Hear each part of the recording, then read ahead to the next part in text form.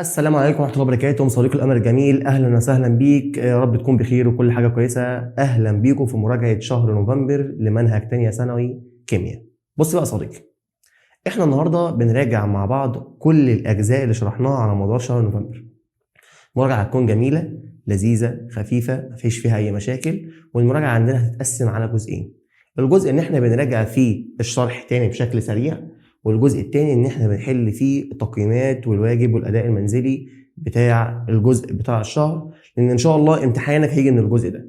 فتعال نسمي الله كده ونبدا مع بعض. واول حاجه اتكلمنا فيها في شهر نوفمبر هي كانت نموذج ذره بور. طيب مستر، هو بور كان عمل ايه؟ قال لك بور قام بدراسه الطيف الخطي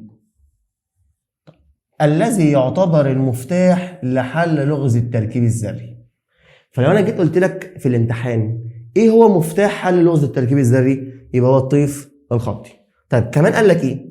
قال لك بتتحرك الالكترونات حركه سريعه حول النواه في مستويات الطاقه المحدوده وثابته دون ان تفقد او تكتسب طاقه.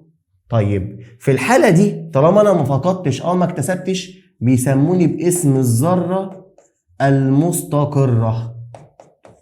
طب جميل جدا.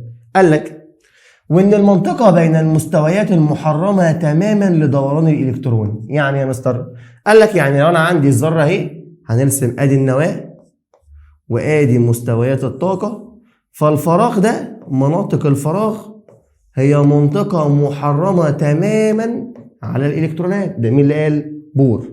طيب وقال لك تزداد طاقه المستويات كلما زاد قطره، اي كلما بعدنا عن النواه. يعني يا مستر كل ما هبعد عن النواه طاقة المستوى بتزيد. طيب نكمل. قال لك وعندما يكتسب الإلكترون كما من الطاقة فإنه ينتقل لمستوى طاقة أعلى يتناسب مع مقدار الطاقة المكتسبة. وعلى فكرة مقدار الطاقة المكتسبة ده بيكون الفرق بين طاقة المستويان، المستوى اللي أنا فيه والمستوى اللي أنا هطلع له. طيب راح جاي مكمل وقال لك ايه؟ وقال لك ولكي تصبح الذره مستقره بتفقد كم من الطاقه، نفس الكم من الطاقه مساويه للطاقه اللي تكتسبها في صوره طيف خطي مميز ويعود الالكترون الى مستواه الرئيسي. يعني معنى كده يا مستر ان انا لما باجي اكتسب طاقه، انا لما باجي اعمل عمليه اكتساب للطاقه فانا ممكن اكتسب نوعين من الطاقه، يا اما تكون طاقه حراريه نتيجه عمليه التسخين، يا إما تكون طاقة كهربية نتيجة عملية التفريغ الكهربي. إنما الطاقة المفقودة بتكون على هيئة طيف كهرومغناطيسي اللي احنا بنسميه باسم الطاقة الضوئية. طب جميل جدا، نكمل. وراح جاي لي ايه؟ والفرق في الطاقة بين المستويات الرئيسية يقل كلما بعدنا عن النواة. لا يا مستر نشرح الحتة دي. انا بقول لسيادتك لو انا عندي النواه بتاعتي اهي،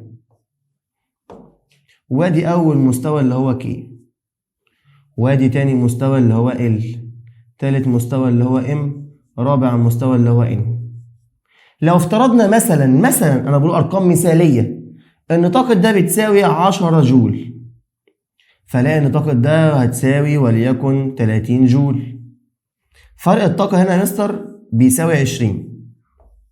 طيب ده 30 ده بقى 40، ففرق الطاقة هنا كان 10 جول. ده كان 40 بقى 45، يعني معنى كده مستر فرق الطاقة هنا 5 جول. فمعنى كده ان انا كل ما ببعد عن النواة فرق الطاقة ما بين المستويات بيقل. طب جميل جدا، يبقى معنى كده ان كل ما ببعد عن النواة مستر طاقة المستوى نفسها بتزيد، بس فرق الطاقة ما بين المستويات بيقل. وده لان احنا قلنا لان الفراغ ما بين المستويات برضه بيقل. طب جميل جدا. قال لك بعد ما خلصنا بور دخلنا على حاجة اسمها النظرية الذرية الحديثة، ودي قسمناها لثلاث حاجات. قسمناها لحاجة اسمها الطبيعة المزدوجة للإلكترون لعالم دي براولي، وقسمناها لمبدأ عدم التأكد لهايزنبرج، وقسمناها للمعادلة الموجية الإلكترونية لشرودنجر. طيب نبدأ بأول حاجة الطبيعة المزدوجة للإلكترون للعالم دي براولي. قول لي سيادتك، هو بيقول أن الإلكترونات جسيم مادي له خواص موجية، عكس ما قال بور. بور قال ان الالكترون مجرد جسيم مادي ليس له خواص موجية، اهمل خواصها الموجية. انما دي براولي قال لك ان الالكترون جسيم مادي له خواص موجية، يعني ليه كتلة وليه حركة موجية. طب خلصنا دي براولي، نيجي على شرودنجر، انا اسف هايزنبرج، مبدأ عدم التأكد. بور كان قال ان يمكن تحديد مكان وسرعة الالكترون معا بدقة، انما شرودنجر انا اسف هايزنبرج قال لك ان يستحيل عمليا تحديد مكان وسرعة الالكترون في نفس الوقت، ولكن يمكن التحدث بلغة الاحتمالات. يعني انا ما اقدرش احدد مكان وسرعة الالكترون معا بدقة، لكن الافضل هو التحدث بلغة الاحتمالات. طب جميل جدا. اخر حاجة دي وهي المعادلة بتاعت شرودنجر، المعادلة الموجية للالكترون، واللي قال لك من حلها امكن ايجاد مستويات الطاقة المسموح بدوران الالكترون بها حول النواة، واللي قال لك ان نستخدم فيها مفهوم السحابة الالكترونية والمناطق اللي بيحتمل تواجد الالكترون فيها. يعني معنى كده ان هو قال لك ان الالكترون ده بيدور يا اما في سحابة الكترونية يا اما في منطقة الاوربيتالات، وكمان شوية دلوقتي هناخدهم بالتفصيل. طيب بعد ما خلصنا العلماء قال لك نخش على الصفحة اللي بعدها. ايه هو يا مستر طيف الانبعاث الخطي؟ بقول لك عند تسخين الغازات او ابخرة المواد ايه اللي بيحصل؟ قال لك او تعرضها لضغط منخفض، يعني هنا طاقة حرارية وهنا طاقة كهربائية. فأنبوبة التفريغ الكهربي ينبعث منها وميض ضوء، وعند فحص الوميض بمطياف منشور ثلاثي له قدرة عالية على التحليل، وجد أنها تتكون من عدد صغير ومحدد من الخطوط الملونة وتفصل بينهما مساحات معتمة.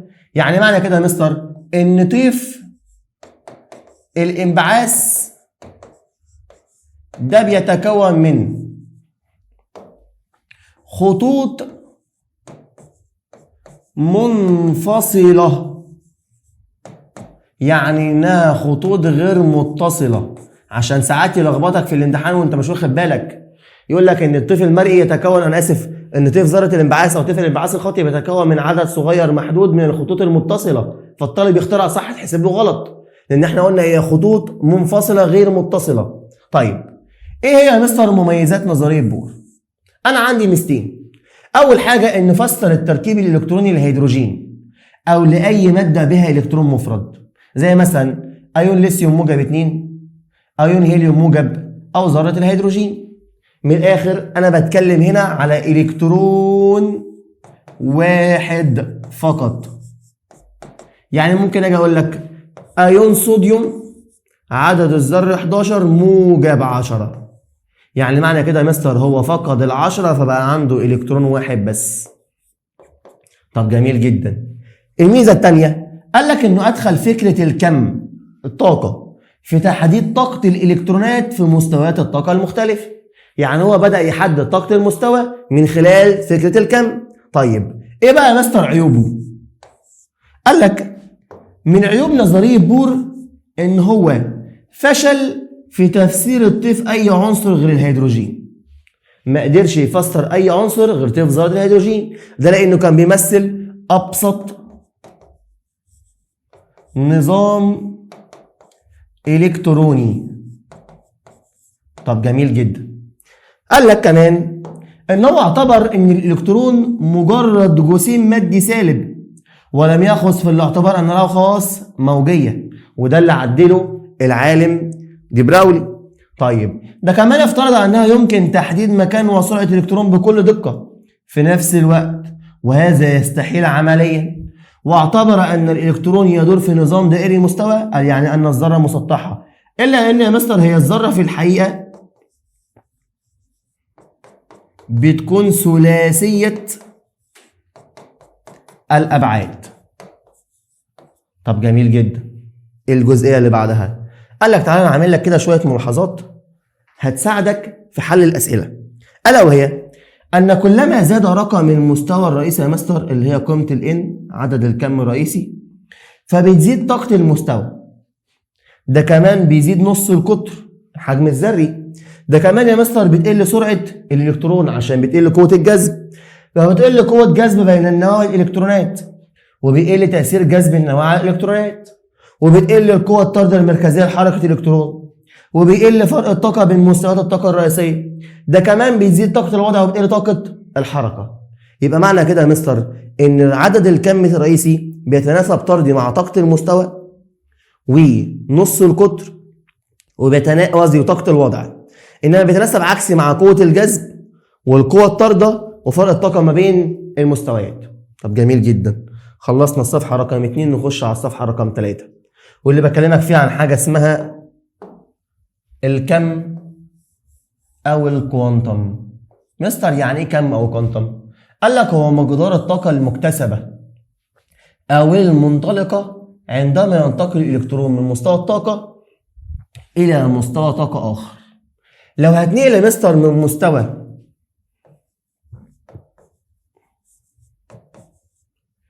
منخفض لمستوى عالي، أنا كده بعمل اكتساب طاقة. إنما لو من مستوى منخفض لمستوى من مستوى عالي لمستوى منخفض، أنا كده بعمل عملية فقد للطاقة. طيب حاجة قال لي يعني أنت عندي كده إن أنا عندي حاجة اسمها ذرة مصارة. إيه يا مستر الذرة المصارة؟ قال لك إن الذرة المصارة هي الذرة التي اكتسبت كما من الطاقة تتناسب في الانتقال إلكترون من مستواه الأصلي إلى مستوى طاقة أعلى. طب جميل جدا، مستر بيقول لك أعلى فرق في الطاقة، أكبر كمية طاقة سواء كانت مفقودة أو مكتسبة عند الانتقال من المستوى كي إلى المستوى إم، والعكس صحيح. لا أنا آسف، هي مش مستوى إم، هي المستوى إل، من المستوى الثاني للمستوى من المستوى الأول للمستوى الثاني اللي هو ال، غلطة مطبعية معلش. يبقى تاني، أعلى فرق في الطاقة هو الانتقال من مستوى كي لمستوى ال، والعكس صحيح. طب أقل فرق في الطاقة بقى، قال لك اللي هو الأبعد عن النواة عند الانتقال من المستوى بي إلى المستوى كيو اللي هو المستوى السادس والمستوى السابع. طيب ده كمان بيقول لي إن الفرق في الطاقة بين المستويات الطاقة غير منتظم. يعني إيه يا مستر غير منتظم؟ قال لك يعني غير محدد، وده لأن مناطق الفراغ ما بين المستويات غير منتظمة. طيب جميل جدا، كمان الحاجة قال لي إن النظرية الميكانيكية الموجية لشرودنجر تم بناء على اقتراح بلانك وأينشتاين ودي براولي وهايزنبرج. جميل، ولا يفرق لي ما بين المدار عند بور والأوربيتال، أقول عليه مدار أو أقول عليه اسم الأوربت. وفي فرق يا مستر ما بين الأوربت والأوربيتال. الأوربت اللي هو المدار عند بور واللي نسبة وجوده بتساوي 100%، عشان كده احتماله ثابت. انما الاوربيتال نسبة وجوده عمرها ما تكون ثابتة، هي بتزيد وبتقل على حسب قربه او بعده عن المستوى. بعد ما خلصنا الكلام ده قال لك ندخل على الصفحة اللي بعدها واللي بنتكلم فيها عن اعداد الكم. مستر هي اعداد الكم وظيفتها ايه؟ قال لك هي مسؤولة عن تحديد مكان وطاقة الالكترون، بس طبعا احنا مش هنقدر نحدده يا مستر بدقة. طيب جميل جدا، انا عندي كام نوع من اعداد الكم؟ قال لك انت عندك 4 انواع، في عدد كم رئيسي وفي عدد كم ثانوي وفي عدد كم مغناطيسي وفي عدد كم مغزلي. الرئيسي ان، الثانوي ال، المغناطيسي ام ال، المغزلي ام اس. طب نبدأ بعدد الكم الرئيسي ان. قال لك دايما بيكون اكبر من الواحد الصحيح لان قيمته تتراوح ما بين 1 لحد 7، بس ده مستر بيكون في الذرة المستقرة. قلنا ان ممكن يكون في ذرة غير مستقرة فيها اكتر من 7 مستويات. طيب كمان الرموز بتاعتهم هو ان الكي ال ام ان او بي كيو اللي هو 1 2 3 4 5 6 7. طيب انا كمان اقدر احدد عدد الالكترونات اللي بتشبع بيها كل مستوى من العلاقة 2n سكوير، 2n تربيع. وقال لك ان العلاقة دي هتنطبق على المستويات الاعلى من المستوى الرابع اللي هو الاو والبي والكيو، لان لا يوجد مستوى طاقة يتحمل اكتر من 32 الكترون. طيب ازود لك كمان ان انا ممكن احدد عدد أوربيتالات المستوى الرئيسي من العلاقة N سكوير، حيث إن ال N هو عدد الكم الرئيسي. طب جميل جدا يا مستر، بعد ما خلصنا عدد الكم الرئيسي قال لك نخش على عدد الكم الثانوي. L هو اللي بيحدد مستوى الطاقة الفرعي في كل مستوى رئيسي، حيث أن عدد المستويات الفرعية يا مستر بيساوي رقم المستوى الرئيسي. يعني لو كان المستوى الرئيسي 3 فهو جواه 3 مستويات فرعية اللي هو الاس والبي والدي، وبالتحديد ال3S وال3B وال3D. طيب قال لك والرموز الفرعية هي اس وبي ودي واف، واللي رتبتهم بيبقى 0 اس 1 بي 2 دي 3 اف. وقال لك ان بتختلف المستويات الفرعية لنفس المستوى الرئيسي عن بعضها في الطاقة اختلافا بسيطا. يعني الفرق في الطاقة ما بين الاس والبي والدي والاف في نفس المستوى اختلاف بسيط، ولكن تختلف طاقة المستويات الفرعية تبعا لبعدها عن النواة. يعني مثلا اجي اقول لك 3S و5S، اختلاف الطاقة هنا بحدده اكتر عن مستوى الطاقة الرئيسي. طيب ده كمان احنا ممكن نحدد اكتر مستوى من العلاقة N زائد L. يعني مثلا هنا مستر ال ب0 والN ب3 يبقى هنا الطاقة كلها على بعضها 3. هنا ال ب0 والL ب5 يبقى الطاقة كلها على بعضها هنا 5. طيب نخش على عدد الكم اللي بعده، هو عدد الكم المغناطيسي، وده مستر بيحدد عدد الإيرادات اللي في كل مستوى فرعي من العلاقة 2L زائد 1. طيب ده كمان بيحدد الاتجاهات الفراغية اللي هو الشكل الفراغي للأوربيتالات. ده بيقول لك كمان إن الأوربيتال الواحد بيمتلئ ب2 إلكترون، واقدر احدد عدد الكم المغناطيسي من العلاقه اللي هي من سالب ال لموجب ال، من سالب القيمه لموجب القيمه. طب جميل جدا. عدد الكم المغزلي بقى قال لك هو اللي بيحدد الحركه المغزليه للالكترون داخل الاوربيتال، حيث الالكترون حركتين، حركه حول محوره مغزليه وحركه حول النواه دورانيه. يعني الالكترون ده هو بيلف بمرتين، مره حول نفسه ومره حول النواه. وقال لك بتختلف طاقة المستويات الفرعية طبقا لبعدها عن النواة، حيث ان قيمة الام اس دي هي حاجة من الاتنين، يا اما تكون بموجب نص يا اما تكون بسالب نص. بكون بموجب نص لو بتحرك يا مستر في نفس الاتجاه، يعني انا كده بمثل اول الكترون عندي. بتحرك بسالب نص لو كنت في عكس الاتجاه، لو انا كنت تاني الكترون جوه الاوربيتال.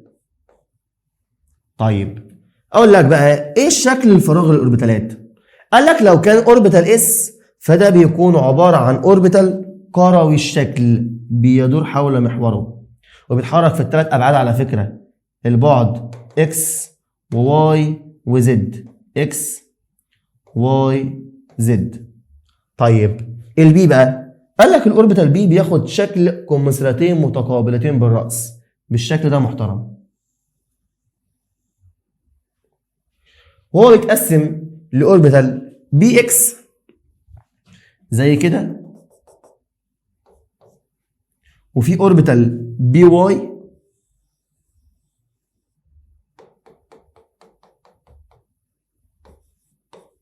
وفي اوربيتال بي زد.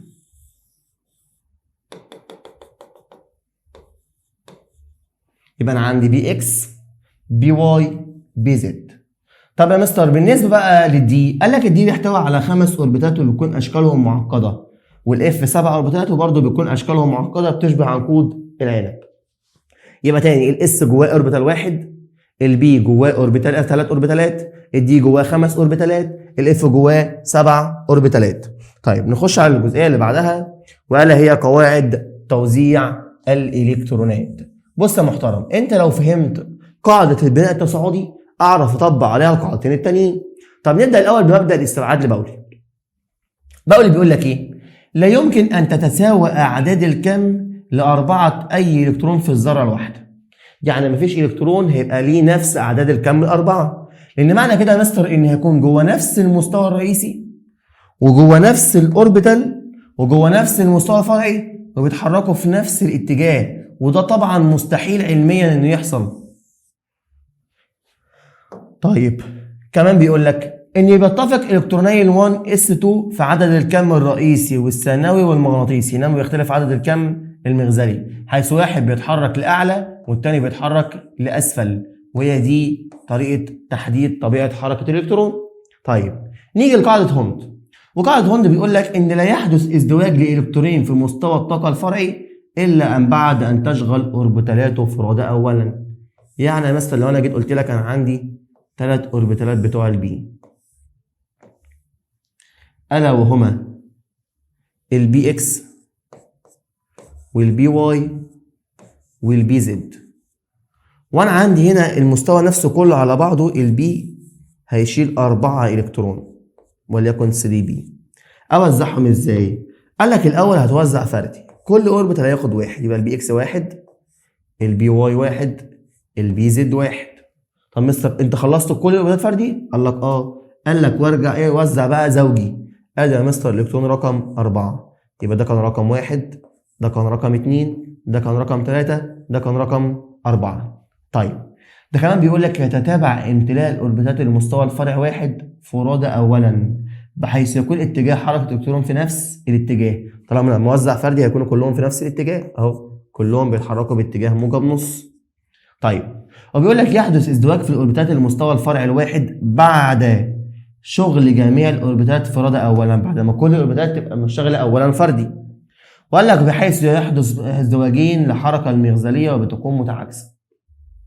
والحقيقه قال لي كمان ويفضل الالكترون ان يزدوج مع الكترون اخر في اوربيتال واحد في نفس المستوى على ان ينتقل لمستوى طاقه اعلى.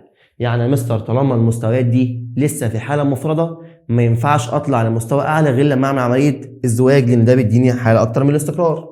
طيب تعالى بقى للبناء التصاعدي. احنا قلنا البناء التصاعدي هو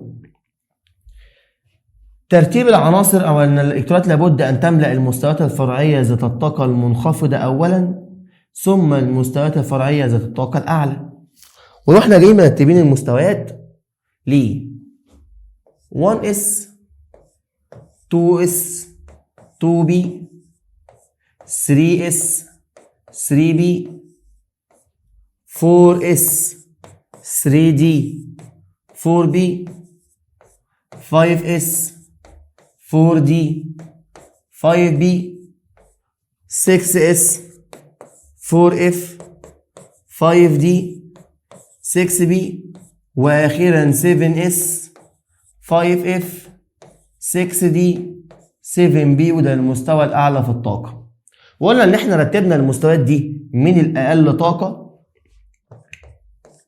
للاعلى طاقه، حيث ان يكون كل مستويين بعد المستوى الاول متتاليين متماثلين.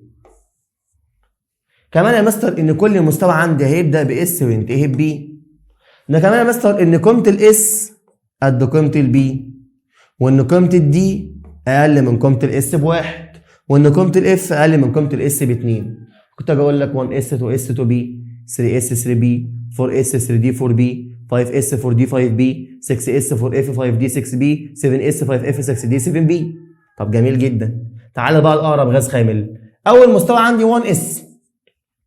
طيب الغازات الخامله بقى قال لك انت عندك اول غاز خامل هو غاز الهيليوم، فاللي بيجي بعده 2s، لان خلي بالك كل غاز بيمثل نهايه مستوى. طيب لو كان نيون يجي بعده 3s، لو كان ارجون يجي بعده 4s، لو كان كريبتون 5s، زينون 6s، رادون 7s. واكمل بقى يبقى هيليوم 2s 2b، نيون 3s 3b، ارجون 4s 3d 4b، كريبتون 5s 4d 5b، زينون 6s 4f 5d 6b، رادون 7s 5f 6d 7b. طب جميل جدا. يبقى احنا كده لما اجي ارتب المستويات، او انا اسف لما اجي اوزع العناصر على حسب اقرب غاز خامل، انا بحدد اقرب غاز خامل من اليمين. وليكن مثلا يا مستر انا هوزع عنصر البروم 35. طيب يلا يا مستر واحده واحده مع بعض كده.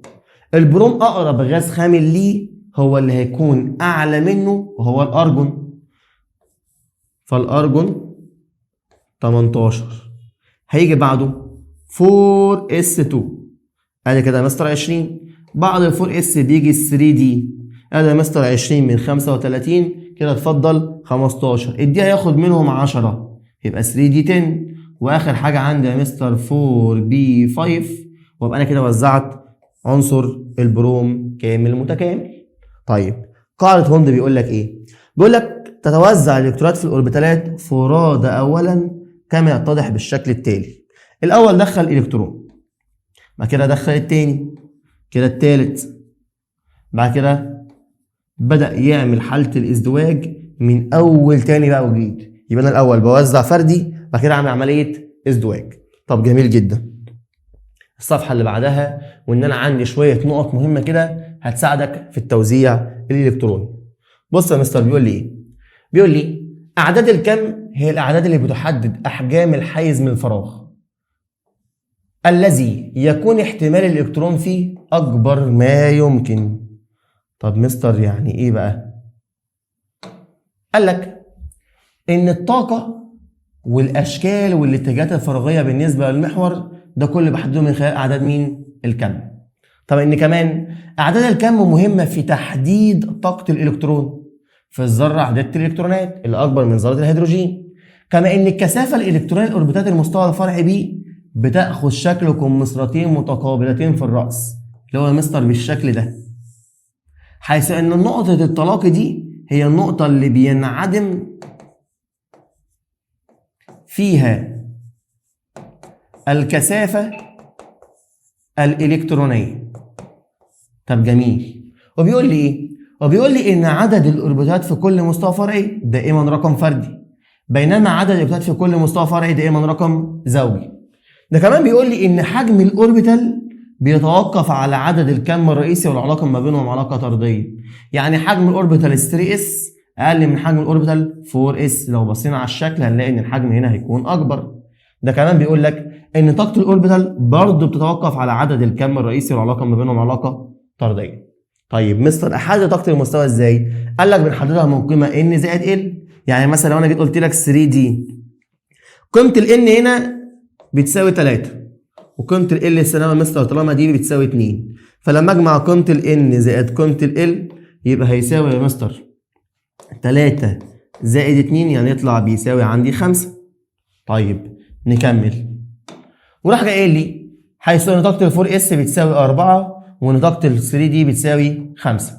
ده كمان بيقول لك ايه؟ بيقول لك من المستحيل ان يتساوى عدد الكم الرئيسي مع عدد الكم الثانوي، حيث ان قيمة ال N دايما بتكون اكبر من قيمة ال L، وان قيمة ال ML يا بتكون يا اصغر من يا بتساوي قيمة ال L. طب جميل. وقال لك اذا انتهى التوزيع الالكتروني بالمستوى الفرعي دي وكان يحتوي على 4 أو 9، فلا بد من انتقال الكترون من المستوى الفرعي S الى المستوى الفرعي D ليصبح المستوى الفرعي D مكتمل او نصف مكتمل، اللي احنا كنا بنقول الحالة الشاذة ان هيبقى مستر ان S1 ان ماينس 1 دي 5، او ان S1 ان ماينس 1 دي 10. واتكلمنا على توزيع عنصر الكروم اللي هو 1s2 2s2 2b6 3s2 3b6 4s1 3d5. واتكلمنا عن توزيع النحاس 1s2 2s2 2b6 3s2 3b6 4s1 3d10 اللي احنا وزعنا عناصر الشاذة. بعد ما خلصنا الباب الثاني قال لك بقى نخش على مراجعة الباب الثالث. بص يا مستر، انا في الباب الثالث بتكلم عن الجدول الدوري الحديث، وقلنا ان الجدول ده بيضم عندي 118 عنصر، وقسمنا المستر ال 118 عنصر دول ل 92 عنصر طبيعي و26 عنصر صناعي.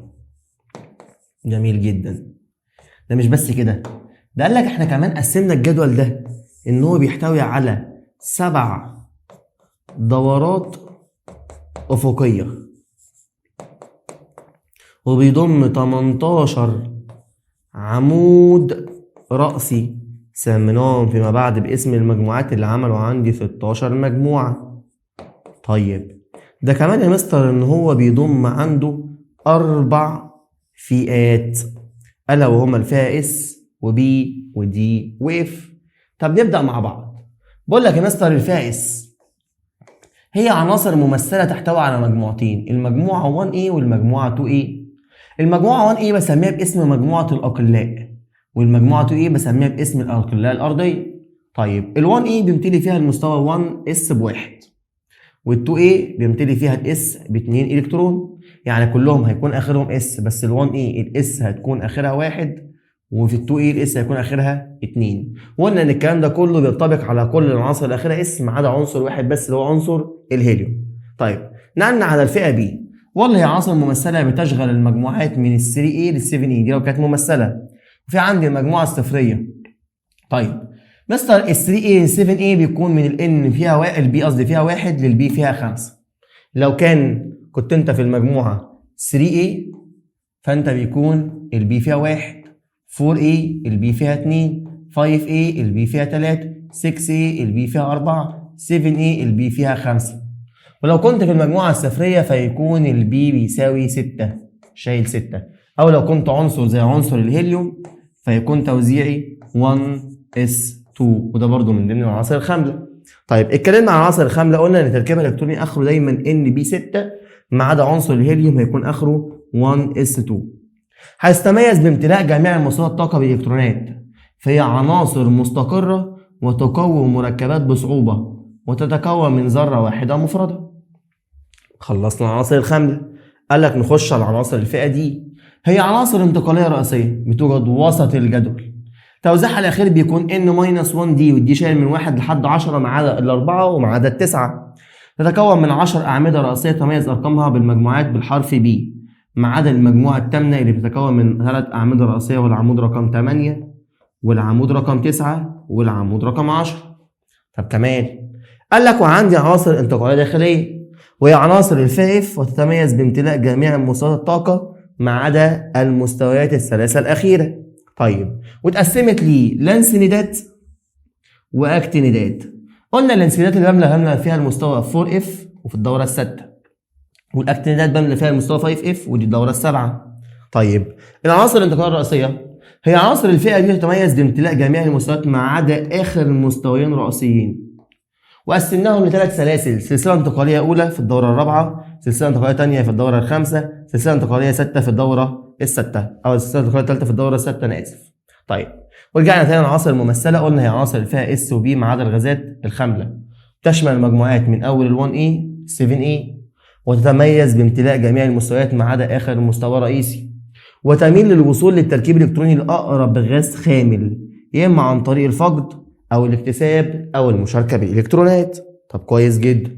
بعد ما خلصنا الجدول تعالى بقى نتكلم على شوية نقط فيه كده. قال إن في الدورة الواحدة بيزيد كل عنصر عن الذي يسبقه بإلكترون واحد.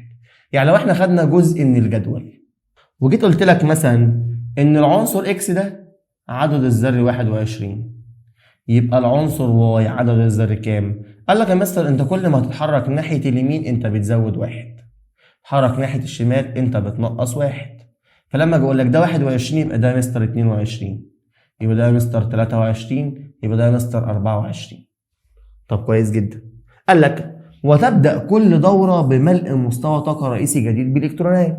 ده يا مستر لان كل دوره بتمثل مستوى طاقة رئيسي.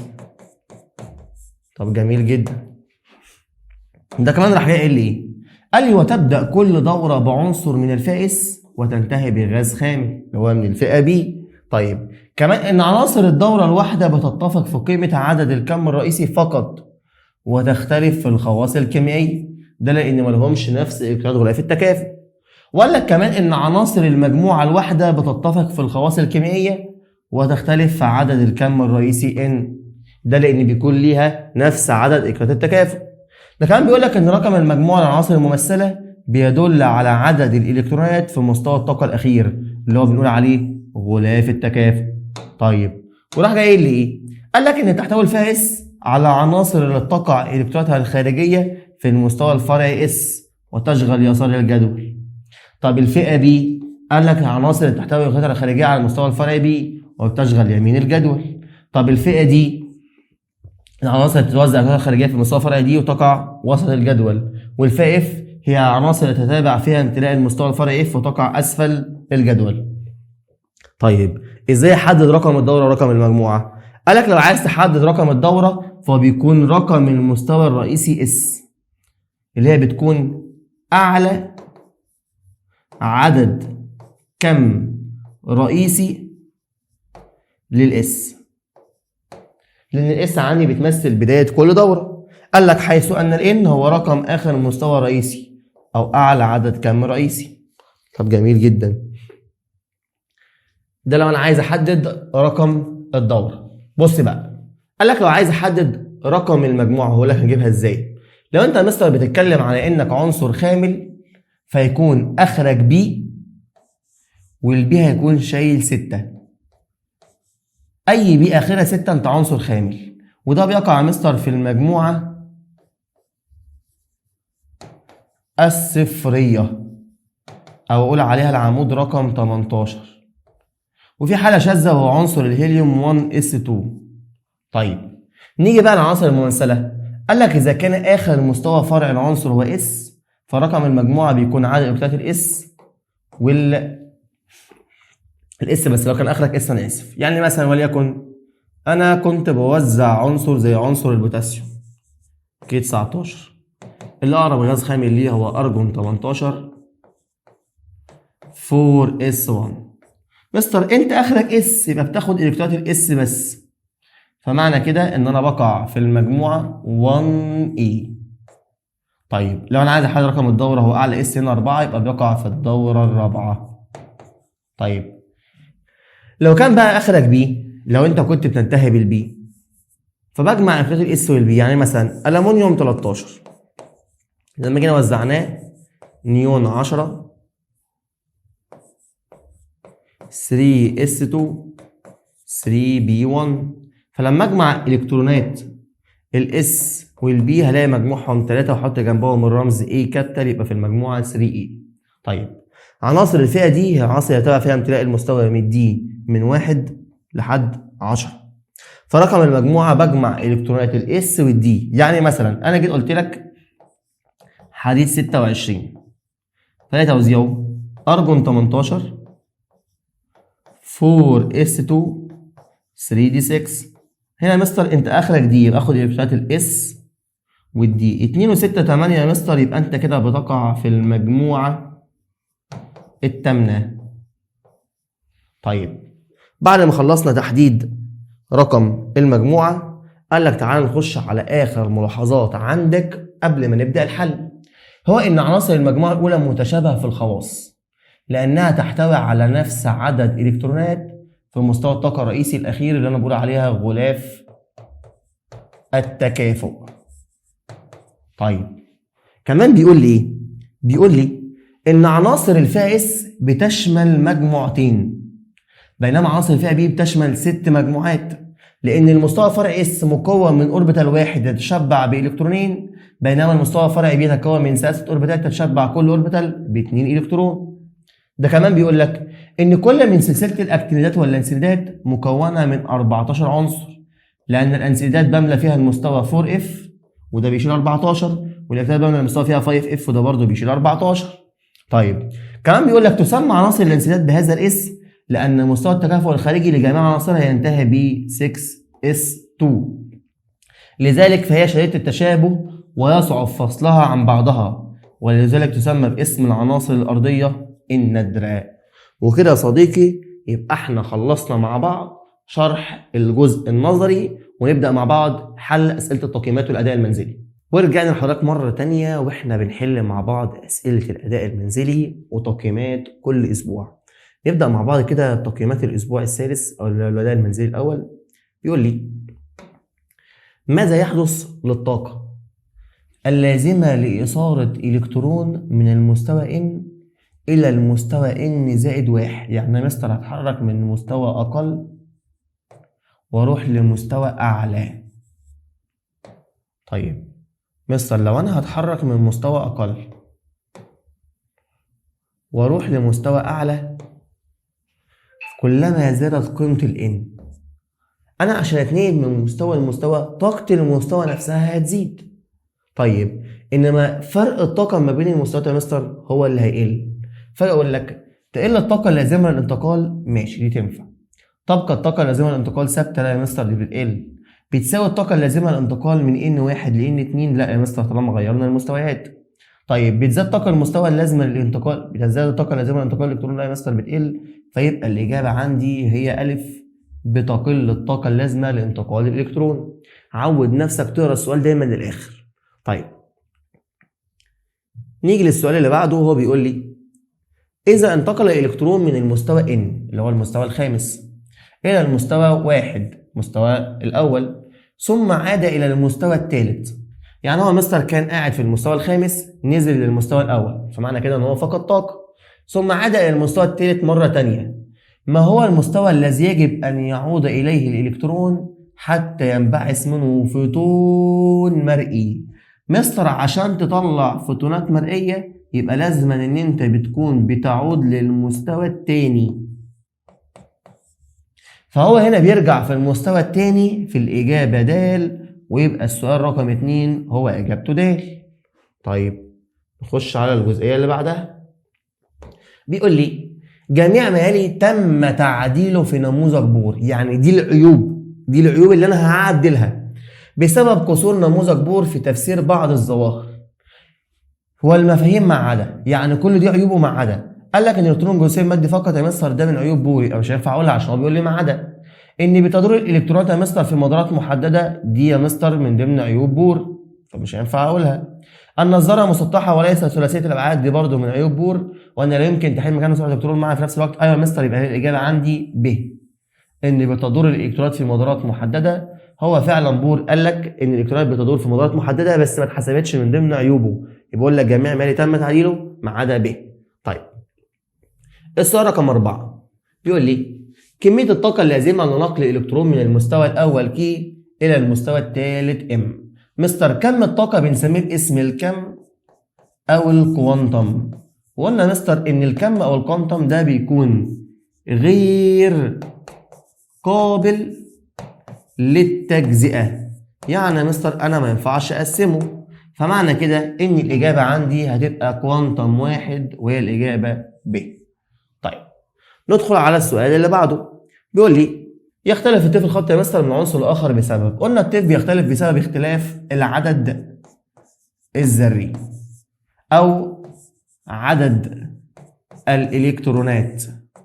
طيب طالما مستر بنتكلم على كده فتعالى نشوف. بيقول لي اختلاف عدد النيوترونات لا، اختلاف العدد الذري لكل منهما صح، اختلاف العدد الكتلي لا، اختلاف عدد الالكترونات التكافؤ. انا مستر بتكلم عن الالكترونات الكليه، فمعنى كده يا مستر ان د ما تنفعش، ويبقى الاجابه الصح عندي وهي الاجابه ب. طيب نخش على السؤال اللي بعده. هو بيقول لي وفقا لنموذج بور ما هو الشرط اللازم لانتقال الالكترون من المستوى الثاني الى المستوى الرابع؟ مستر انا بتنقل من مستوى لمستوى اعلى، يعني معنى كده ان انا لازم اعمل عمليه اكتساب للطاقه، ودي بتكون يا اما في صوره طاقه حراريه يا اما صوره طاقه كهربائيه. بس الفرق ان انا اكسب طاقه بتساوي الفرق بين المستويين. فلما اجي ابص على الاختيارات يجب ان يفقد، لا يا مستر ده كمان انا هحذف جيم وهو بيقول لك يفقد. طيب يجب ان يكتسب كم من الطاقه بيساوي الفرق بين طاقه المستويين؟ ايوه. طب يجب ان يكتسب كم من الطاقه اكبر من الفرق بين الطاقه بين المستويين؟ لا يا مستر، يبقى الاجابه عندي وهي الاجابه ب، ان هو يجب ان يكتسب كم من الطاقه بيساوي فرق الطاقه ما بين المستويين. ندخل على السؤال رقم 7 وبيقول لي الخطوط الطيفيه الناتجه من عوده الالكترون في ذره الهيدروجين الى المستوى الاول. بس يا مستر افكرك احنا كنا بنقول لو انا هرجع للمستوى الاول بعود للاول، فانا بيطلع مني اشعه فوق بنفسجيه، ولو كنت بيطلع للمستوى الثاني او بيرجع للمستوى الثاني فده بيطلع ضوء مرئي.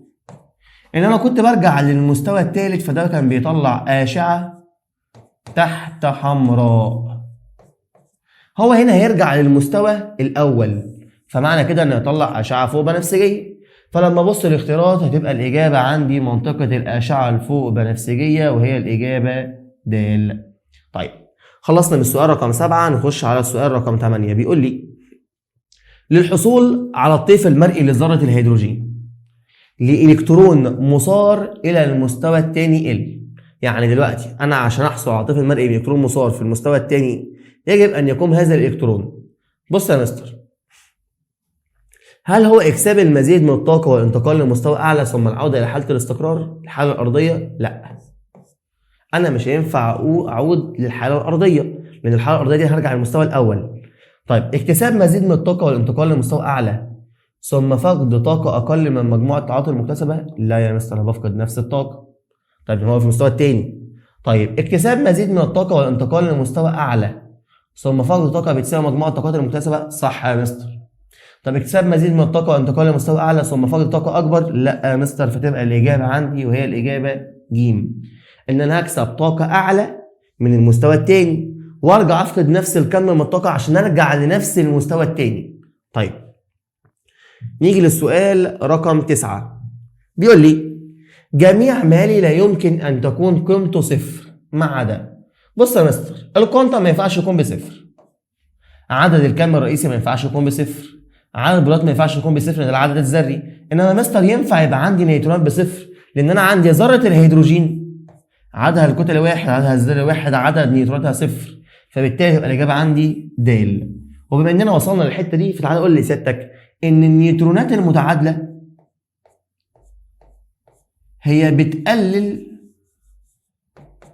من قوى تنافر البروتونات الموجبة. طيب بعد ما خلصنا السؤال رقم 9 نخش على السؤال رقم 10. بيقول لي الخطوط الطيفية ناتجة عن عودة الإلكترونات في ذرة الهيدروجين إلى المستوى الثالث. مستر ما احنا لسه قايلين طالما المستوى الثالث يبقى منطقة الأشعة تحت حمراء، وهي الإجابة عندي 1000. طيب بعد ما خلصنا ده نبدأ نخش على أسئلة التقييمات. يقول لي السؤال الأول، مستويات الطاقة في نموذج بور الذري يمكن أن نعبر عنه بدرجات السلم كما في الشكل، حيث أن الكرة لا تستقر بين درجات السلم. بص يا مستر، أنت بتقول لي إن الكرة لا تستقر بين درجات السلم، ده اللي هي مثلا بيقول عليها إيه؟ مناطق الفراغ. طب هي ليه يا مستر مش هتستقر؟ أجي أقول لك لأن بالنسبة لنموذج ذرة بور فالفراغ محرم تماما على الإلكترونات، عشان كده الإلكترون ما ينفعش يقف في منطقة الفراغ. طيب بعد ما خلصناه نخش على السؤال رقم 2. بيقول لي يوضح الشكل المقابل نموذج بور لذرة الهيدروجين مع عدة انتقالات إلكترونية رايح من مستوى لمستوى. أي الانتقالات يعبر عنها عن انبعاث طاقة وأيهما يعبر عن امتصاص طاقة؟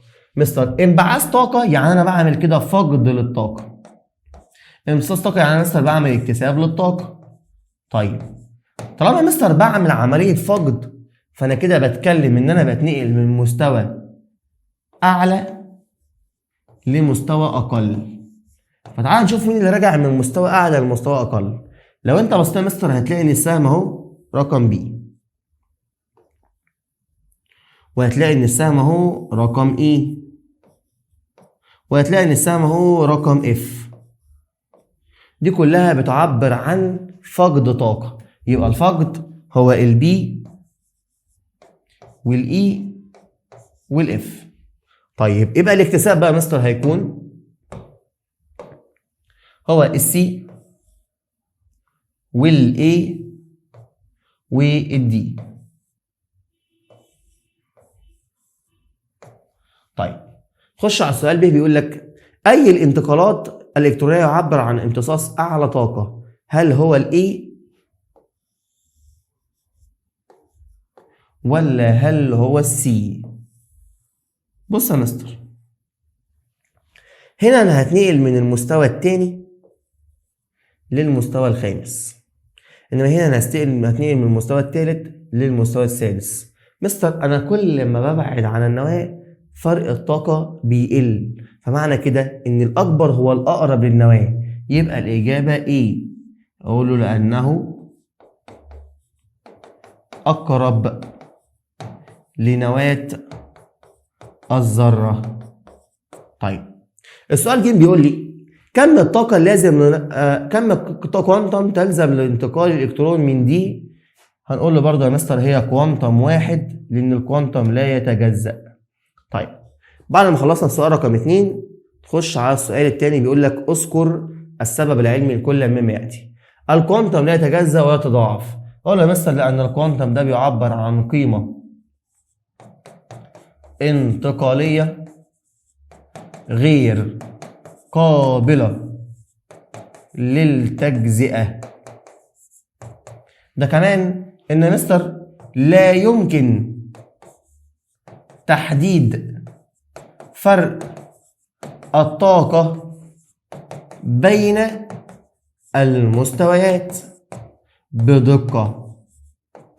طيب 2 بيقول لي يتكون الطفل المرئي لذرة الهيدروجين من 4 خطوط فقط.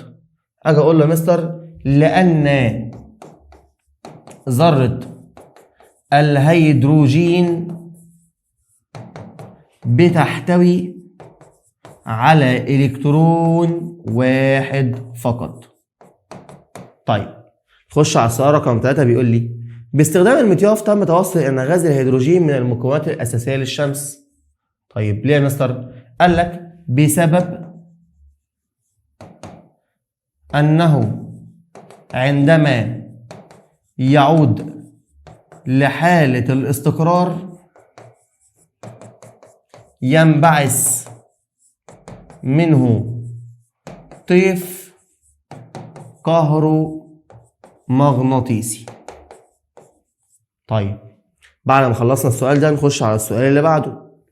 بيقول لي هل الشكل المقابل يعبر عن الطيف الخطي لذرة الهيدروجين؟ وضح التفسير. مستر احنا عندنا خطوط ادي هنا 1 هنا 1 هنا 2 هنا 3 هنا 4 هنا 5 وانا ذرة الهيدروجين عنده 4 خطوط، فمعنى كده ان ده مستر 5 خطوط فده ما بيعبرش، فاجي اقول له لا يعبر. طب السبب؟ اقول له لان طيف الهيدروجين يتكون من 4 خطوط وليس 5 خطوط. طيب السؤال اللي بعده بيقول لي الصورة المقابلة لمطياف يستخدم في تحليل الطيف الذري. هل يمكن استخدام هذا الجهاز في التعرف على نوع العنصر؟ مستر نعم. ليه؟ قال لك لأنه الطيف الذري بيتغير بتغير العدد الذري، وإن لكل عنصر عدد ذري مميز. طيب بعد ما خلصنا السؤال ده نخش على الشكل الثالث. بيقول لي ادرس الأشكال الآتية والتي تعبر عن مستويات الطاقة حول النواة ثم أجب عن الأسئلة التالية. بص يا مستر هنا لو احنا بصينا هنلاقي ان النواة وادي المستوى كي ال ام ان او بي كيو، فرق الطاقة بيقل ما بين المستويات، اذا الشكل ده بيعبر عن الشكل الصح.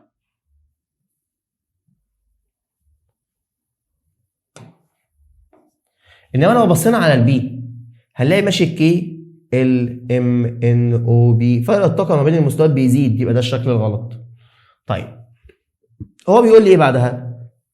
بيقول لي أي الأشكال الآتية يمثل حسابات بول لفرق الطاقة بين المستويات كلما ابتعدنا عن النواة؟ هنقول له إيه؟ طب ليه يا مستر؟ لأن فرق الطاقة ما بين المستويات بيقل كلما ابتعدنا عن النواة. طب يقول لك وفقا لاختيارك في السؤال الأول اللي هو الإيه؟ أي كوانتم له قيمة أعلى اللي هو الكم المطلوب لنقل الإلكترون من المستوى الأول إلى المستوى الثاني، أما الكوانتم المنطلق لانتقال الإلكترون من المستوى الرابع إلى المستوى الثالث؟ مستر أكيد من الأول للمستوى الثاني، ده كم الطاقة ان انا بكون اقرب للنواة. طيب ما العلاقة بين طاقة المستوى المعين ونصف القطر؟ مستر بزيادة طاقة المستوى قال لك يزداد نصف قطره، يعني بيزيد الحجم الذري للمستوى. طيب كده احنا خلصنا التقييم والاداء المنزلي للاسبوع السادس، نخش على الاسبوع السابع. طيب في اداء المنزلي للاسبوع السابع بيقول لي اول سؤال: كل مما يلي من خصائص الالكترون ما عدا. مستر هل ما عدا ان هو جسيم مادي؟ لا، هو جسيم مادي. هو جسيم مادي. طب ان له خصائص موجيه؟ لا يا مستر، هو ليه خواص موجيه. انه بيفقد الطاقه عندما ينتقل من مستوى طاقه الى اخر؟ ماشي. طب انه يتاثر بالمجال الكهربي والمجال المغناطيسي؟ مستر هو بيتاثر بالمجال الكهربي والمجال المغناطيسي. فالاجابه الادق هنا ان انا ممكن اختار الاجابه ج، بس من مستوى طاقه الى مستوى اخر اعلى. هو ممكن يكون هو نسيها ان الالكترون مستر بيفقد طاقه عندما ينتقل من مستوى طاقه الى مستوى طاقه اخر اعلى منه. ده غلط، لان هو مستر بيقول لي هنا ما عدا. هو الالكترون بيفقد لما بتنقل لمستوى طاقه اقل، فنختار الاجابه ج بعد ما عدلناها. طيب السؤال اللي بعده بيقول لي: مبدا عدم التاكد لهايزنبرج ينطبق على. مستر مبدا عدم التاكد لهايزنبرج اللي اتكلمنا فيه ان لا يمكن تحديد مكان وسرعه الالكترون معا بدقه. انا قلت يا مستر الكترون، يبقى الاجابه عندي هي الاجابه مين؟ ج. طيب بعد ما خلصنا السؤال رقم 2 نخش على السؤال رقم 3. بيقول لي: اي من الاختيارات التاليه يتشبع بالعدد الاكبر من الالكترونات؟ السؤال ده مهم يا جماعه والله. الطالب ما بيفهمش الاختيار نفسه، هو ما بيفهمش هو الاختيار بيقول ايه، فيتلخبط فيه يحل غلط. انا بقول لك اوربيتال، مستر هو هنا حدد لي اوربيتال. اي اوربيتال يا مستر بيشيل 2 الكترون، سواء بقى كان اف بي دي اس ايا كان. طيب المستوى الفرعي بي، البي يا مستر بيشيل 6 الكترون. المستوى الطاقه الثاني يا مستر بيشيل 8 الكترون.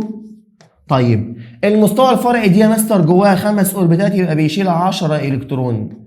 يبقى اعلى عدد يا مستر هنا كان الاجابه عندي د، اللي هو المستوى الفرعي 3D. طيب السؤال رقم 4 بيقول لي: اي من الصيغ الاتيه يمكن حساب عدد الالكترونات اللازمه لتشبع المستوى الفرعي؟ بص يا مستر، N2 ده بيعبر عن عدد اوربيتالات المستوى الرئيسي. N2 سكوير هو بيعبر عن عدد الكترونات المستوى الرئيسي. 2 في 2L زائد 1 ده بيعبر عن عدد الالكترونات في المستوى الفرعي. و2L زائد 1 ده بيعبر عن عدد الاوربيتالات في المستوى الفرعي. طيب هو عايز ايه؟ هو عايز عدد الالكترونات في المستوى الفرعي، يبقى العلاقه يا مستر هي ج 2L زائد 1. وعلى فكره ممكن نكتبها كده 4L زائد 2 باعتبار ان احنا ضربنا الاثنين في كله. طيب السؤال رقم 5 بيقول لي: اي من الاختيارات الاتيه يعبر عن عدد الكم الالكتروني الاخير او عدد الكم الاربعه الالكترون في الاوربيتال 2py؟ بص يا مستر، ال 2py هو بيشيل 2 الكترون، فالN هنا بتكون ب2، ال هنا بتكون ب1، الML يا مستر هتكون بصفر، ان البي اكس هو اللي بسالب 1 والبي واي بصفر. طيب الMS بقى يا اما تبقى موجب نص يا سالب نص. طيب الN يا مستر ب2، فانا كده هستبعد الاجابه ب عشان هو بيقول لك الN ب1. طيب ال يا مستر ب1، فانا هستبعد الاجابه ج عشان هو بيقول لك ال ب2، يبقى انا استبعدت دي كلها واستبعدت دي كلها. طيب بص الN ب2 ماشي، ال ب1 ماشي، الML بسالب 1 يا مستر لا، هي الML بصفر، فمعنى كده ان الاجابه عندي هتبقى الاجابه د. سؤال جميل والله العظيم، ممكن يجي في الامتحان بتاع الشهر. بيقول لي: اي من الاختيارات التاليه بيساوي عدد الاوربيتالات التي يمكن ان تشغلها الكترون له عدد الكم الرئيسي ال N ب5 وعدد الكم المغناطيسي M بسالب 2؟ بص يا مستر، ML بسالب 2 يبقى انا بتكلم كده ان انا عندي اوربيتال 1 دي قيمته. فاي اوربيتال يا مستر بيتشبع ب2 الكترون، فتبقى الاجابه ب. ليه بقى؟ هو هنا مديك عدد الكم الرئيسي، فانت تقول يا لهوي 5 جواها كذا وكذا وكذا كذا، فتتلخبط. الا ان هو بيقول لي انا عدد الكم المغناطيسي، يعني بيكلمك اوربيتال اهو، اوربيتال 1، يبقى اشيل 2 الكترون. طيب خش على السؤال اللي بعده، بيقول لي ايه؟ اي من الاختيارات الاتيه يعبر عن عدد الكم الالكتروني المحدد بالدايره؟ اهو يا مستر هو ده جوه ال 2 بي، وبالتحديد هنا بي اكس، هنا بي واي، هنا بي زد. فلما اجي احدد ال 2 بي اكس يبقى ال ان يا مستر هتساوي 2، والال يا مستر هتساوي 1، والام ال يا مستر هتساوي -1. طب هو بيتحرك لاسفل يبقى الام اس يا مستر هتساوي -نص. فدور على الاختيار الان ب1، انا اسف قصدي الان ب2 والال ب1 والام ال ب-1 والام اس ب-نص، هلاقي الاجابه عندي ب. الان ب2، ال ب1، الام ال ب-1، الام اس ب-نص. طيب السؤال اللي بعده بيقول لك اي من الاختيارات الاتيه لا يعبر عن السحابه الالكترونيه والاوربيتال؟ لا يعبر. طيب بص يا مستر، هو احنا عارفين ان السحابه الالكترونيه هي منطقه الفراغ اللي موجود حول النواه واللي بيحتمل تواجد الالكترون فيها. طيب هو هنا بيقول لي ايه؟ لا يعبر، ان هي منطقه من الفراغ المحيط بالنواه حيث يحتمل وجود الالكترون فيها. مستر دي بيعبر، يبقى مش هينفع اختار الف. طيب ليس لها حدود واضحه ومحدده وتمثل التوزيع الكلي للكثافه الالكترونيه؟ ممكن. طيب الاوربيتال له شكل وحجم محدد؟ ممكن برضو. طيب السحابه الالكترونيه هي مجموع كل الاوربيتات في المستوى الطاقه؟ برضو يا مستر ممكن. طيب الاوربيتال هو جزء من السحابه الالكترونيه؟ ايوه. طيب السحابه الالكترونيه يمثل اعلى كثافه؟ لا يا مستر، هو ما بتمثلش اعلى كثافه احتماليه لوجود الالكترون. هل الاوربيتال يمثل احتماليه ضعيفه لوجود الالكترون؟ لا يا مستر، ده العكس. فتبقى الاجابه عندي هي د. طيب بعد ما خلصنا السؤال ده قال لك نخش على السؤال رقم 9. بيقول لي كل من ما يلي يصف مستوى الطاقه ان الثالث ما عدا. ناخد بالنا من كلمه ما عدا دي كويس جدا. طيب مستر الثالث جواه 3 مستويات فرعيه اللي هو ال 3 اس وال 3 بي وال 3 دي. طب جميل جدا، يحتوي على 3 مستويات فرعيه. مستر ما ينفعش اختارها عشان هو بيقول لي ما عدا. طيب الثالث يا مستر هاخد 2 في الاس و6 في البي و10 في الدي، يعني كلهم على بعضهم 18 الكترون. طيب يعني مش هينفع اختار البي عشان هو بيقول لي 18 الكترون. طب هل هو طاقته اكبر من طاقه الرابع؟ لا يا مستر، فيبقى الاجابه عندي هي ج، لان طاقته ما بتحتويش على طاقه الرابع. طب ايه 9 اوربيتالات دي بقى؟ قال لك الاس اوربيتال 1، البي 3، الدي 5. 5 و3 يا مستر 8 و1 9، يبقى ما كانش هينفع يختار الاجابه د لان هي فعلا جواها 9 اوربيتالات. طيب السؤال رقم 10 بيقول لي ايه؟ عدد الالكترونات اللازمه لتشبع المستوى الطاقه الاساسي بي. مستر يعني ده كده المستوى السادس هيكون. مستر السادس ده مفيش غير منه غير 6 اس و6 بي و6 دي. الاس هيشيل 2، البي هيشيل 6، الدي هيشيل 10. فالاجمالي هنا بيساوي 18 الكترون. فتبقى الاجابه عندي هي الاجابه ج. بعد ما خلصنا السؤال رقم 10 نبدا نخش على اسئله التقييم السابع. اجي اقول لستك الشكل البني يمثل 3 ابعاد اكس وواي وزد. ادي يا مستر الاكس، وادي يا مستر الواي، وادي يا مستر الزد. طيب بيقول لي ارسم اشكال الاوربيتات في المستوى الرئيسي الثاني. مستر انا عندي اس اهو بيتحرك في جميع الاتجاهات، وعندي يا مستر ال3 اوربيتالات بتوع البي. ادي البي اكس، وادي البي واي، وادي البي زد. فكده يبقى احنا رسمنا اشكال الاوربيتالات كلها. طيب 2 بيقول لي اكمل الجدول التالي. الN ب2، ال ب1، الام ال ب-1، فالام اس بموجب نص، فكان الاوربيتال 2 بي اكس. طيب نيجي هنا الN يا مستر ب1، وهنا كان اس يبقى ال يا مستر ب0، وطالما ال ب0 يبقى الام ال برضه ب0. طيب الاوربيتال هنا سالب نص او الالكترون هنا سالب نص، يبقى ده بيتكلم هنا عن الالكترون الثاني.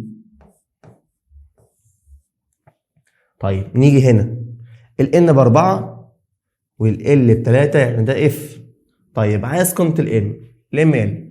مستر هنا سالب 2 او انا اسف سالب 3 سالب 2 سالب 1 صفر موجب 1 موجب 2 موجب 3. هو عايز الالكترون ده يبقى قيمه الام ال هتساوي سالب 2.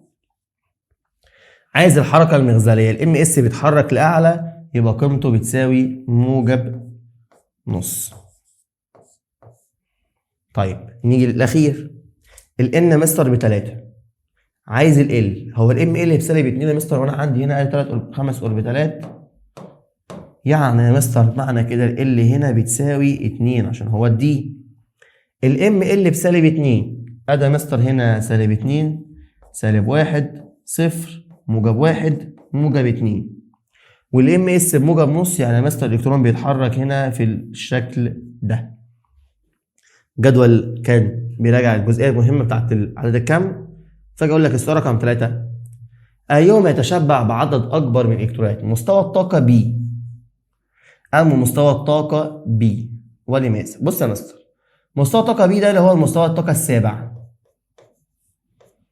مستوى الطاقه بي ده اللي هو مستوى الطاقه الفرعي بي. ده مستر بيشبع ب6 وده مستر بيشبع ب8 ان هو جواه ال7s وجواه ال7b. طيب يبقى معنى كده يا مستر ان الاجابه هيبقى مستوى الطاقه الرئيسي بي وده لان بيشبع ب8 الكترونات اللي هما 7s2 و7b6. طيب السؤال الثاني بيقول لي اذكر السبب العلمي يطبق القانون 2n تربيع على مستوى بعد الرابع. اجي اقول له يا مستر لان لا يوجد مستوى طاقة مستقر يتحمل أكثر من 32 إلكترون. طيب بيقول لي 2 يتشبع مستوى الطاقة الفرعي F ب 14 إلكترون. أقول له يا مستر لأنه يحتوي على 7 أوربيتالات. طيب لا يوجد المستوى الطاقة أو لا يوجد المستوى الفرعي 2 دي في الذرة. هقول له يا مستر لأن المستوى الرئيسي الثاني يحتوي على مستويان فرعيان فقط ألا وهما ال2s وال2b. طيب نيجي للسؤال رقم 4 بيقول لي يمكن حساب عدد الإلكترونات اللازمة يتشبع المستوى الأساسي بالقانون 2n تربيع أو 2n سكوير. أقول له حيث أن ال n بتمثل عدد الكم الرئيسي. طيب بعد ما خلصنا الجزئية دي نخش على السؤال اللي بعده. بيقول لي اكتب القيم المحتملة لل والام ال الالكترون ال n اللي هو ب3. بص يا مستر طالما ال n ب3 يبقى معنى كده ان ال هتكون من 0 ل n ناقص 1. n ناقص 1 يا مستر 3 ناقص 1 2 يبقى هتكون يا 0 يا 1 يا 2. طب نيجي نجيب قيمة الام ال اللي بتكون من سالب ال لحد موجب ال. طيب انا مستر اقصى ال هنا كانت 2 فممكن تكون سالب 2 او سالب 1 او 0 او موجب 1 او موجب 2 لان احنا هنلعب على اعلى قيمه اقصى قيمه محتمله. طيب 2 بيقول لي قارن ما بين طاقه المستوى الرئيسي الثاني والثالث من حيث رمز كل منهما.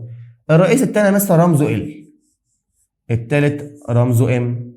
عدد الإلكترونات اللازمه للتشبع الثاني يا مستر بيتشبع ب8 الكترون الثالث بيتشبع ب18 الكترون. طيب مستوى الطاقه الفرعيه مستر ال جواه مستويين فرعيين هما ال2s وال2b انما الثالث جواه ال3s وال3b وال3d. طب عدد الاوربيتالات التانية يا مستر هطبق في العلاقه اللي هي n سكوير 2 أس 2 جواه 4 3 أس 2 هيكون جواه 3 أس 2 يا مستر يعني 3 تربيع يعني 3 في 3 ب9 اوربيتالات. 9 اوربيتالات، 1 بالاس اوربيتال بتاع الاس، و3 بتوع البي، و5 بتوع الدي. شكلنا كده هنجنا. المهم نكمل. نص القطر في ال هيكون اقل، وفي الام هيكون اعلى نص قطر. طيب الطاقة في ال هيكون اقل طاقة، وفي الام هيكون برضو اعلى طاقة. طيب نيجي للسؤال اللي بعده. بيقول لي ادرس المخطط ثم اجب. مستر طالما المسافة من النواة واحتمالية تواجد الالكترون ثابتة، يبقى انا كده بتكلم عن ان ده هو بور، وبتكلم فيه عن المدار، او بيسميه باسم الاوربت. اقول لك اهو اوربت مش اوربيتال، انما ده كده بنتكلم على شرودنجر، وده الاوربيتال. طيب اي من المخططات السابقه يعبر عن السحابه الالكترونيه يعبر عن المدار؟ الاي يا مستر بيعبر عن السحابه، والمدار بيعبر عن البي. طيب اي من القيم سي ام دي؟ هذا يا مستر سي ام دي يمكن ان يساوي 100%. مستر يبقى اكيد القيمه بي، لان هي بتمثل عندي المدار، واحتماليه تواجد المدار بتكون موجوده في مستوى الطاقه الرئيسي فقط لا غير. كده يا باشمهندس يبقى احنا خلصنا مع بعض اسئله التقييمات والاداء المنزلي للاسبوع السابع. طيب نبدا مع بعض اسئله التقييم والاسبوع الثامن. بص يا مستر بيقول لي اي من الاشكال البيانيه الاتيه يعد صحيح؟ هو بيكلمني هنا في الاشكال دي ان هو عايز عدد من الالكترونات المفرده. طيب لو احنا بصينا هنلاقي من اول 20 لحد 30. مستر اللي هو هيكون توزيعي ارجون 18 4s2 ادي كده ال 20. طيب من بعده بقى من 21 لحد ما اروح ل 30 هيبقى 3d هيشيل من 1 لحد 10. طيب الا ان في حاله وهي ارجون 18 4s1 3d5 اللي هي حاله الكروم 24. فدي بتمثل عندي اكبر عدد من الالكترونات المفرده، وهم 6 الكترونات مفرده. فاكبر قيمه من الالكترونات المفرده هم وصلوا لها هي اللي هيكون الدي فيها 6 الكترونات، فتبقى الاجابه عندي هي د. فاختار الاجابه د لان اكبر عدد الالكترونات المفرده وصلنا له كان 6 الكترون عند العدد الذري 24. طيب نيجي للسؤال اللي بعده وهو بيقول لي ايه؟ يحتوي العنصر اكس على عدد من الالكترونات في المستوى الفرعي 4s بيساوي عدد الالكترونات المستوى الفرعي 3d، لذا فإن التوزيع الإلكتروني لإكس موجب 2. بص يا مستر هو معنى كده إن أنا أوصل لل 3d، فمعنى كده إن أنا خدت ال 4s. طيب يعني معنى كده يا مستر توزيعي هيبقى أرجون 18 4s2 3d2. طيب جميل جدا. انا لما اجي افقد يا مستر 2 انا بفقدهم من مين؟ قال لك انا لما باجي بفقد من ابعد اس، فتوزيع الاكس موجب 2 هيكون بيساوي ارجون 18 3d2 اللي هو هيكون توزيعه 1s2 2s2 2b6 3s2 3b6 3d2. فلما ابص في الاختيارات يا مستر هلاقي الاجابه عندي هي الاجابه ج. طيب جميل جدا ممتاز جدا. خش على السؤال اللي بعده. بيقول لي العدد الذري لعناصر او العدد الذري اسف للعنصر اللي جميع الكتروناته موزعه في 6 مستويات فرعيه مكتمله. مستر ما تيجي نرتب كده اول 6 مستويات 1s2 2s2 2b6 3s2 3b6 ادي كده مستر 1 2 3 4 5 4s2 كلهم مكتملين. لو جمعناهم كلهم مستر هنلاقي هنا العدد كله بيساوي 20، فتبقى الاجابه د. وانا قلت لك ان انت لازم تبقى عارف مستوياتك. طيب ذره عنصر بتحتوي على الكترون مفرد في المستوى الفرعي ب، لذلك فان العدد الذري لهذا العنصر بيساوي.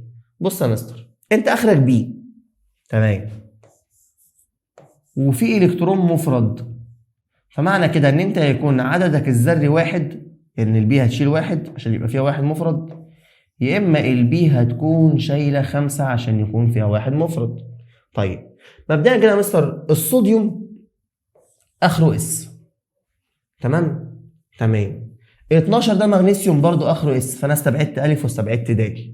طيب نيجي لل 31. مستر العدد الذري ال 31 لو انا جيت وزعت ال 31 هلاقي توزيعه ارجون 18 4s2 3d10 4b1. ادي كده يا مستر ال 31، فالبي شايله واحد، فال 17 ينفع، انا اسف ال 31 ينفع. ده كمان ال 17 لو انا وزعت ال 17 هلاقي توزيعه نيون 10 3s2 3b5. البي هنا شايله 5 فبرضه عندها واحد مفرد، فتبقى الإجابة عندي وهي الإجابة ب. طيب خش على السؤال اللي بعده، بيقول لك أعداد الكم الأربعة لآخر إلكترون في الذرة ما هو N ب3 يعني معنى كده إن هو 3، L ب2 يعني معنى كده إن هو D، ML بسالب 2 يعني معنى كده إن هو الأوربيتال الأول، وMS بموجب نص، ده آخر إلكترون. طيب أنا عندي يا مستر الدي أهو بيشيل 5 أوربيتالات، الأوربيتال الأول، تاني، تالت، الرابع، الخامس، اللي هو سالب 2 سالب 1 0 موجب 1 موجب 2. جميل جدا يا مستر. طيب وانت بتقول لي ان اخر الكترون هيقع في الاوربيتال سالب 2 وبيتحرك لاعلى، يعني معنى كده ان دي هنا شايل 1. اخر يا مستر 3d1 يبقى قبل 4s2 وقبل يا مستر ارجون 18، فلما جمع العدد الكلي يطلع بيساوي 21، هو عنصر السكنديوم، فتبقى الإجابة عندي هي جيم. أنا فكرتك وقلت لك إن إحنا ما ينفعش نشتغل بإس وبس ودبس والكلام العبيط ده، إحنا لازم نكون فاهمين المستويات. عاهم أنا كان آخر يا مستر ال 3d1 يبقى قبل 4s2 قبل أرجون 18 يبقى العدد الذري بتاعي هو 21. طيب 6 بيقول لي أي الاختيارات التالية يعبر عن عدد الأوربيتالات الممتلئة جزيئيا، يعني مش تمت الامتلاء، بإلكترونات العنصر عدد الذري 19. مثلا نوزع 19 يعني ده كده عنصر البوتاسيوم، فلما اجي اوزعه هيبقى ارجون 18 ده كله مكتمل 4s1.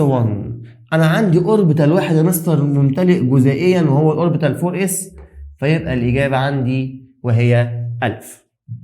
نخش على السؤال رقم 7 بيقول لي اي من الاشكال الاتيه يوضح التوزيع الالكتروني الصحيح لمستويات المستوى الاخير اللي هو 2s وال 2b جوه الاكسجين. طيب بص يا مستر، مبدئيا كده ب مش متوزع صح لان الاوربيتال ده بيتحرك في عكس اتجاهه، وج مش متوزع صح عشان ده مش مطبق الاستبعاد لبولي، وده مش متوزع صح عشان انا مش مطبق هنا قاعده هوند، فتبقى الاجابه عندي وهي الاجابه الف. طيب نيجي للسؤال رقم 9 بيقول لي التوزيع الالكتروني الايون اكس موجب 1 اللي بتحتوي نواته على 29 بروتون، يعني مثل ده كده عنصر النحاس 29، اللي لما اجي اوزعه هيبقى توزيعه ارجون 18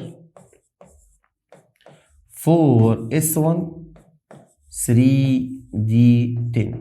طيب انا لما باجي افقد يا مستر بفقد من ابعد اس، فانا هفقد هو عايزه موجب 1 ففقدت من 4s، فبقى توزيعي ارجون 18 اللي هو لحد 3b6 وبعد كده 3d10، فتبقى الإجابة عندي وهي الإجابة ج. طيب خلصنا من السؤال رقم 9، نخش على السؤال رقم 10 بيقول لي إيه؟ أعداد الكم التي لا يمكن أن تأخذ قيمة سالبة. مستر عدد الكم الرئيسي ما بياخدش قيمة سالبة، ده كمان عدد الكم الثانوي ما بياخدش قيمة سالبة، فتبقى الإجابة الرئيسي والثانوي وهي الإجابة ألف، لأن الرئيسي قلنا من 1 ل7 والثانوي هتكون من 0 لحد 3. طيب خش على اسئله التقييمات ونشوف اول سؤال معانا بيقول لي ايه. يمتلئ المستوى الفرع الطاقه الفرعي اس بالالكترونات قبل المستوى الفرعي دي على الرغم من انه الابعد عن النواه. بص يا مستر، هو المفروض هنا كان قصده ال4s وكان قصده هنا على ال3d. طيب احنا عندنا السؤال اهو، ليه بملى ال 4 اس قبل ال 3 دي؟ هقول له لان طاقة المستوى 4 اس اقل من طاقة المستوى ال 3 دي. طيب وانا بملى الاقل طاقة الاول طبقا لمبدأ البناء التصاعدي. طيب 2 بيقول لي تتفضل الالكترونات ان توزع في اوربيتات المستوى الفرعي الواحد فرادى اولا. اقول له حتى يقلل من قوى التنافر ويؤدي لحالة الاستقرار الإلكتروني. طيب 3 بيقول لي لا يحدث تنافر بين إلكترونين في حالة ازدواج في نفس الأوربيتال على الرغم من أن كلهما سالب الشحنة. هقول له يا مستر إن مجموع قيمة الام اس بتساوي موجب نص زائد سالب نص بيساوي صفر، فبالتالي لا توجد قوة تنافر، أو ممكن نقول له أن كل منهما يتحرك في عكس المجال الآخر فيتلاشى المجال المغناطيسي. طيب 4 بيقول لي على الرغم من قيمة ال NL زائد ال L لكل من المستويين الفرعيين 4B و 3D متساويتين إلا إن طاقة ال 4B أعلى. هقول له لأنه يقع في المستوى الرابع ان بتساوي 4 وهي الاقرب قصدي وهي الابعد. بيقول لك عنصر الكروم 24 له توزيع الكتروني شاذ. مستر الكروم له توزيع الكتروني شاذ. اقول له حتى يصبح المستوى 3D5 وهي اكثر الحالات استقرارا. طيب 6 بيقول لي عنصر النحاس CU29 له توزيع الكتروني شاذ. اقول له برضه مثلا لان هيكون ال 3 دي هنا تام الامتلاء وهي برضه اكثر الحالات استقرارا. طيب نيجي السؤال الثاني بيقول لي ايه؟ عنصر ما عدد الالكترونات في المستوى الرئيسي الثالث له بيساوي مجموع الكترونات المستوى الاول والثاني. طب مستر الاول والثاني مجموعهم 10، الثالث شايل 10. طيب ال 10 دول متقسمين على مين؟ متقسمين على ال 3S 3B وال 3D. طيب ال 3S مستر هياخد منهم 2 وال 3B هياخد منهم 6، هيتفضل للدي 4. فمعنى كده اني لما اجي اوزعه هلاقي ايه؟ هلاقي توزيعي ارجون 18 4S1 3D5 ده يبقى عنصر الكروم 24. طيب بيقول لك وضح مبدأ بولي الاستبعاد على الالكترونات التكافؤ لهذا العنصر. الالكترونات التكافؤ مستر موجودين في الاس الدي، فبالتالي كل منهما يتحرك عكس الاخر المختلفين في قيمه الان والال. طيب 2 بيقول لي اعداد الكم الاربعه الكترونات التكافؤ ذره ما هي الان ب4 يبقى ده 4 ال بصفر اس وهنا سالب 2 قصدي سالب نص يعني شايل 2 الكترون.